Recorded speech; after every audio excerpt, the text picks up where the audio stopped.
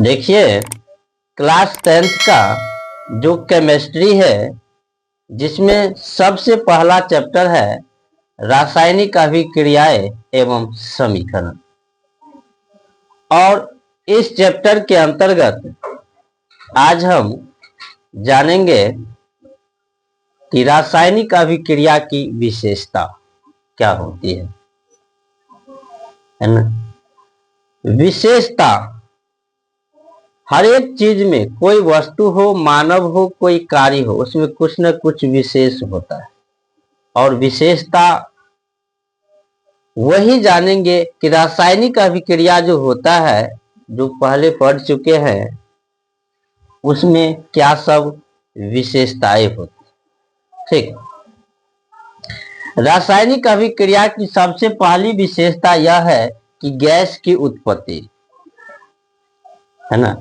जब भी यदि रासायनिक अभिक्रिया होगा, तो सब में नहीं लेकिन कुछ में, रासायनिक अभिक्रिया में कुछ ऐसे भी अभिक्रिया है जिसमें क्या होगा, गैस उत्पन्न होगा, है ना। गैस का निर्माण होगा। और यह कब होगा? जब रासायनिक अभिक्रिया होगा। कुछ रासायनिक अभिक्रिया ऐसी होती है जिसमें गैस उत्पन्न होते हैं। ठीक,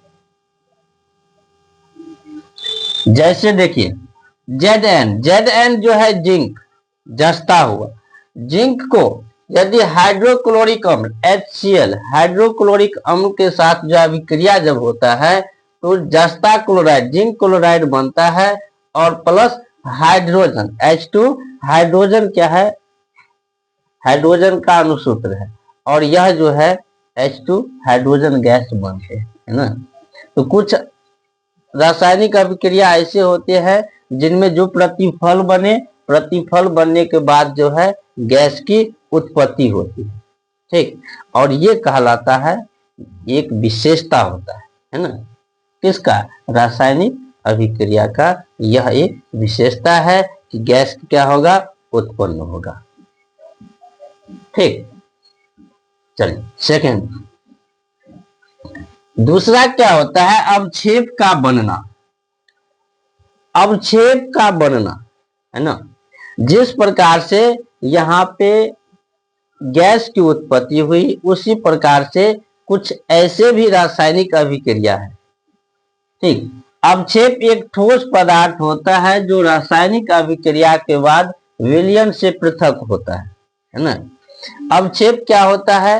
एक ठोस पदार्थ है। ठोस पदार्थ जानते होइएगा, जिसका आकार और आयतन दोनों निश्चित होता है। ठीक, आकार और आयतन दोनों निश्चित होता है, वह ठोस पदार्थ होता है। ठीक, तो यही ठोस पदार्थ है। और जो है ये रासायनिक अभिक्रिया के बाद जो है विलयन से क्या होता है, पृथक होता है। पृथक का मतलब क्या होता है? अलग। ठीक, जैसे NaCl है ना, सोडियम क्लोराइड है, प्लस में सिल्वर नाइट्रेट AgNO3 है। जब ये दोनों अभिक्रिया किए तो Ag क्लोराइड यानी सिल्वर क्लोराइड जो है ये बना अवक्षेप। क्या बना? अवक्षेप बना। तो अवक्षेप का बनना भी क्या है? एक रासायनिक अभिक्रिया की विशेषताएं है। ठीक, चलिए थर्ड, रंग परिवर्तन। तीसरा क्या होता है? रंग परिवर्तन, रंग बदल नहीं, रंग बदल जाना। कुछ ऐसे भी रासायनिक अभिक्रिया है, कुछ इस प्रकार से भी रासायनिक अभिक्रिया है जिसमें क्या होता है, पदार्थ के रंग में परिवर्तन होता है। पदार्थ का जो रंग होता है वह बदल जाता है। ठीक, पदार्थ का रंग क्या होता है? बदल जाता है। जैसे देखिए पोटासियम परमैंगनेट की जो है ये बैगनी कलर का होता है कि यदि हम इसमें नींबू का रस दे तो बैगनी कलर, जो बैगनी रंग का होता है वह क्या होता है कि धीरे धीरे गायब होते जाता है, रंग बदलते जाता है। ठीक, अगर कोई रंग है और रंग हटते जाएगा तो रंग में परिवर्तन हुआ ना।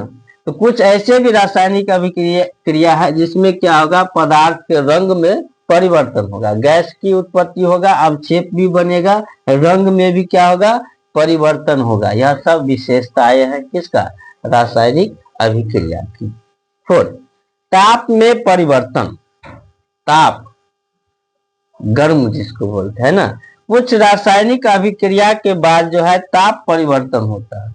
रासायनिक अभिक्रिया कुछ ऐसे भी है जिसमें ताप बदलता है, ताप बढ़ जाएगा या ताप घट जाएगा, तो बदलना हुआ है ना। यह जो है कुछ ऐसे रासायनिक अभिक्रिया है।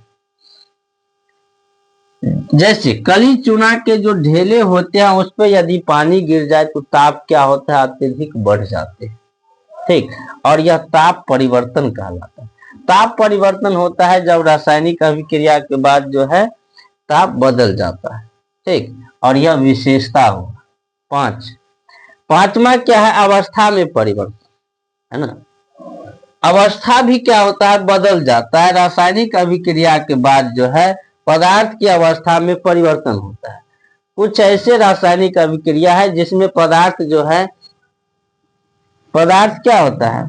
पदार्थ की अवस्था में क्या होता है? परिवर्तन हो जाता है। जैसे मोमबत्ती जब जलता है तो उसमें तो भाई कोई कहने वाली बात नहीं है, वो कुछ द्रवित होकर, है ना, द्रव बन जाता है और वो नीचे गिर जाता है। वो ठोस रहता है, द्रव बन के। कुछ ऐसे होते हैं जो वाष्प बन के ऊपर चले जाते हैं।